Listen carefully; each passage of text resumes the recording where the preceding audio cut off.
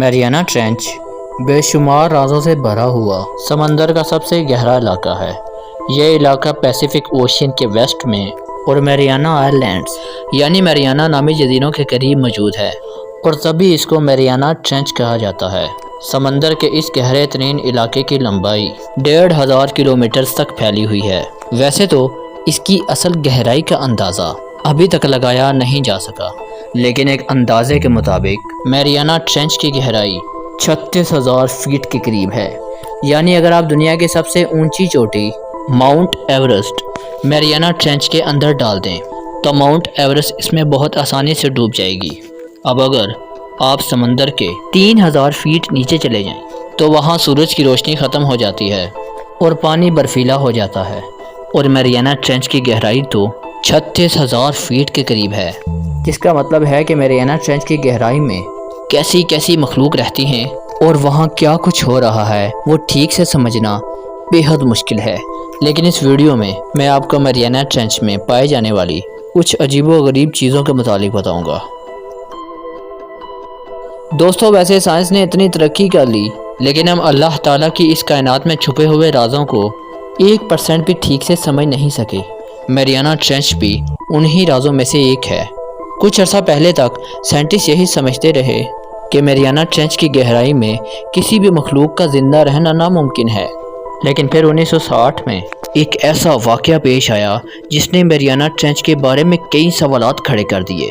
ہوا کچھ یوں تھا کہ 1960 میں جیکس بیکارٹ، جو کہ سوئٹزر لینڈ کا ایک ریسرچر تھا، نے فیصلہ کیا کہ یہ میریانا ٹرینچ کی گہرائی میں جانے کی کوشش کرے گا۔ یہ اپنی ٹیم کے ساتھ سمندر کے گہرے ترین علاقے میریانا ٹرینچ کی گہرائی تک پہنچ گیا۔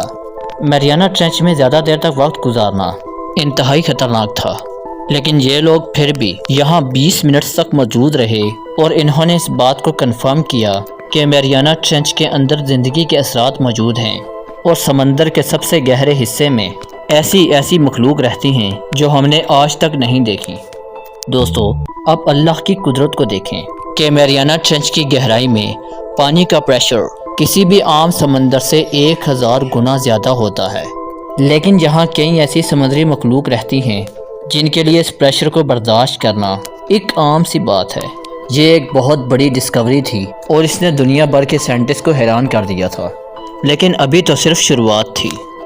ہوا کچھ یوں کہ کئی سالوں کے بعد جیکس بیکارٹ کی ایک نوٹ بک سامنے آئی، جس میں اس نے ایک انتہائی عجیب واقعے کا ذکر کیا۔ اس نے لکھا ہوا تھا کہ جب یہ لوگ میریانا ٹرینچ کی گہرائی میں پہنچے تو ان کو ایک چمکتی ہوئی گول سی چیز نظر آئی۔ جیکس کا کہنا تھا کہ یہ کوئی زندہ چیز تھی جو انہیں گھور رہی تھی، اور کچھ دیر کے بعد یہ چیز ان کی نظروں سے غائب ہو گئی۔ اب یہ میریانا ٹرینچ میں پائے جانے والی کوئی عجیب و غریب مخلوق تھی یا پھر کچھ اور، یہ اللہ بہتر جانتا ہے۔ اس کے بارے میں آج تک پتہ نہیں لگایا جا سکا۔ اور پھر 1985 میں ایک اور انتہائی پراسرار واقعہ میریانا ٹرینچ کی گہرائی میں پیش آیا۔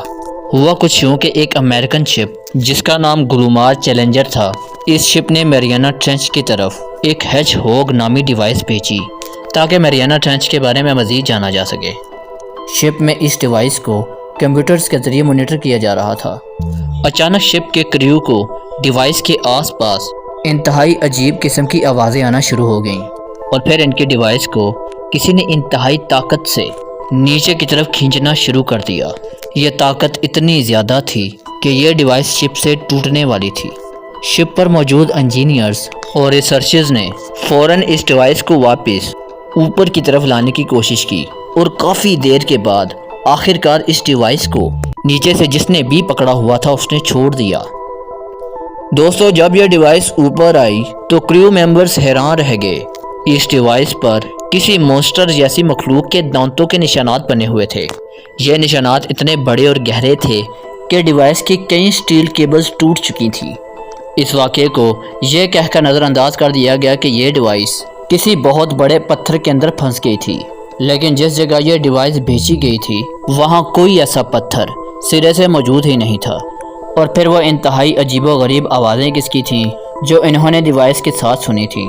کچھ ریسرچرز کا یہ بھی خیال تھا کہ یہ دراصل میگلاڈون کا کام تھا۔